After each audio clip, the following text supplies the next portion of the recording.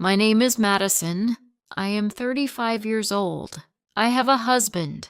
His name is Harold. He is 39 years old. We have been married for 9 years. We have 2 beautiful children. I love my family very much. My husband and I both work. He works at a construction company. He works long hours at his job. I work as a secretary in a large office. I am tired all the time. At home, we barely talk anymore. Not because we are angry, but because we are exhausted from work. I have one problem.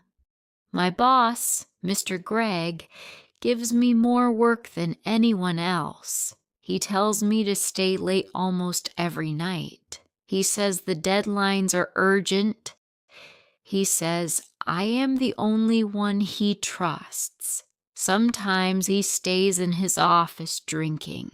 Sometimes he falls asleep at his desk while I am still there typing documents.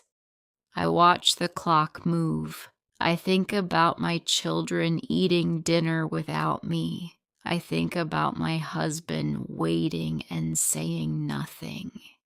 Many times I think about quitting, but then I think about rent, school fees, and groceries, so I stay. One evening, Mr. Gregg asked me to stay very late. He said important documents had to be prepared. He poured himself another drink. I kept working. At one point, he passed out on the sofa in his office. I covered him with a coat and continued working. That night, I cried on the bus home. A week later, Mr. Gregg called me into his office again. He said there was a 3-day conference in Chicago. He said I had to go with him. I froze. I said I needed to think. He mentioned a promotion. He mentioned a raise. That word silenced my fear. I agreed. When I told my husband, he nodded. He said it was good for my career, but he did not smile. The conference was busy. The hotel was big and unfamiliar. Meetings lasted all day. Evenings were filled with company dinners. On the second night, I drank more than I should have. I was thinking about home. I was thinking about my children. I was thinking about my husband. I remember looking up at Mr. Gregg. He was drinking too. He looked at me and smiled. I remember feeling dizzy. Then I remember nothing. I woke up slowly. The room was quiet. I did not recognize the ceiling. Fear rushed through me. I checked my clothes. Everything was still in place. Then the door opened. Mr. Gregg came in. My body froze. He spoke gently. He explained that I fainted. He said he could not leave me alone. He said nothing happened. I believed him, but belief does not erase fear. When I returned home, I felt heavy. My children hugged me tightly. My husband stood behind them. I could not look into his eyes. 2 days later, everything changed. Mr. Gregg's wife came to the office. She was calm, but her eyes were sharp. She had seen hotel records. She had seen room numbers. She knew I had spent the night in her husband's room. The truth did not matter to her. Rumors spread quickly. People looked at me differently. Whispers followed me in the hallways. The news reached my husband.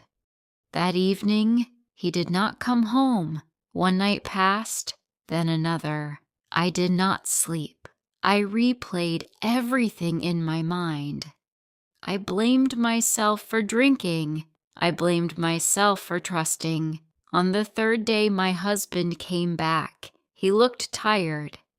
I sat with him at the table. I told him everything slowly.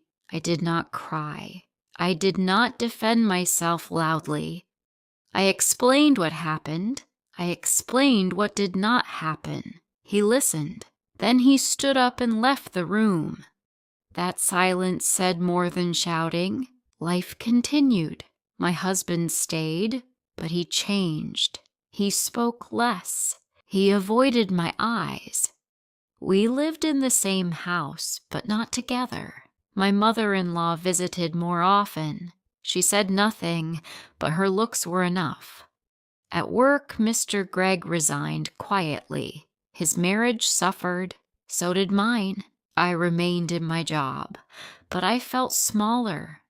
Some mistakes are not about actions. They are about choices that look harmless. I wanted recognition. I wanted to feel important. That want cost me peace. Now we move through life carefully. We eat together. We sleep in the same bed. But something is missing. Love did not disappear. Trust thinned. And some things once broken quietly never fully return. If you liked this story, please like, comment, share, and subscribe.